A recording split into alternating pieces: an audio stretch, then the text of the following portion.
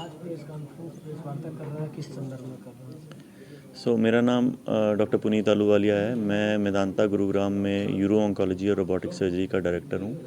यहाँ गोरखपुर में आज हम प्रेस कॉन्फ्रेंस कर रहे हैं। इसका मेन संदर्भ ये था कि यहाँ के लोगों को रोबोटिक सर्जरी के बारे में और यूरोलॉजिकल कैंसर्स, जो कि किडनी के कैंसर, यूरिनरी ब्लैडर के cancer, prostate, testicular cancer, penis के कैंसर या एड्रीनल ट्यूमर्स, इसमें रोबोटिक सर्जरी का क्या रोल है, इसके लिए क्या क्या अवेयरनेस ज़रूरी है। सर, ये पेनिस कैंसर के बारे में कुछ बताएं। पेनिस के कैंसर यूरोलॉजिकल कैंसर्स में बहुत कॉमन नहीं है, लेकिन थोड़े एग्रेसिव कैंसर्स होते हैं। तो पेनिस के कैंसर्स में अगर कोई आपके पेनिस पे कोई भी वहाँ पे मांस बना हुआ है तो उसको नज़रअंदाज नहीं करें। लोगों को यूजुअली जब मेल्स को ये चीज़ होती है तो वो कई बार उसको अवॉइड करते हैं, किसी से डिस्कस करने से शर्माते हैं। तो ये नहीं शर्माना चाहिए, क्योंकि अगर ये शुरुआती स्टेज में ही है तो इसका इलाज सर्जिकली पूरे तरीके से किया जा सकता है। लेकिन अगर ये बढ़ जाए और लिम्फ नोड्स में चले जाए तो फिर इस केस में हमारे को कीमोथेरेपी की भी ज़रूरत पड़ सकती है, और इसमें कई बार हम पूरी तरीके से क्योर भी नहीं कर सकते।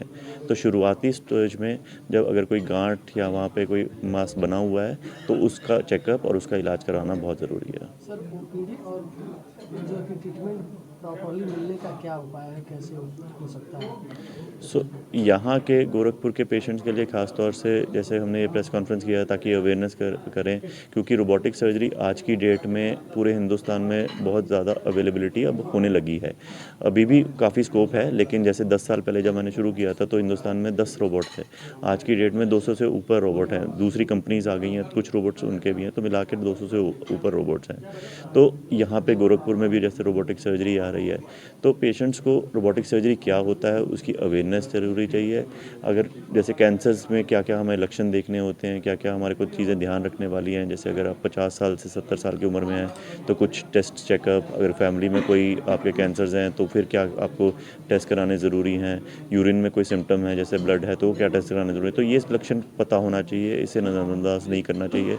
और अगर पेशेंट्स ऐसे होते हैं ज़्यादा तो हम यहाँ पे मंथली ओपीडी करके या फिर रेगुलरली जितना ज़रूरत है उतना हम चेक करके उनको सर्विसेज प्रोवाइड कर सकते हैं। और ऑपरेशन के लिए तो अभी फ़िलहाल अगर उनको ज़रूरत है तो वो मेदांता गुड़गांव में आ सकते हैं। 2-3 यूजुअली रोबोटिक सर्जरी में जो यूरोलॉजिकल कैंसर्स होते हैं उसमें 1 से 2 दिन में पेशेंट डिस्चार्ज हो सकता है, तो काफ़ी फ़ायदा है उस चीज़ का।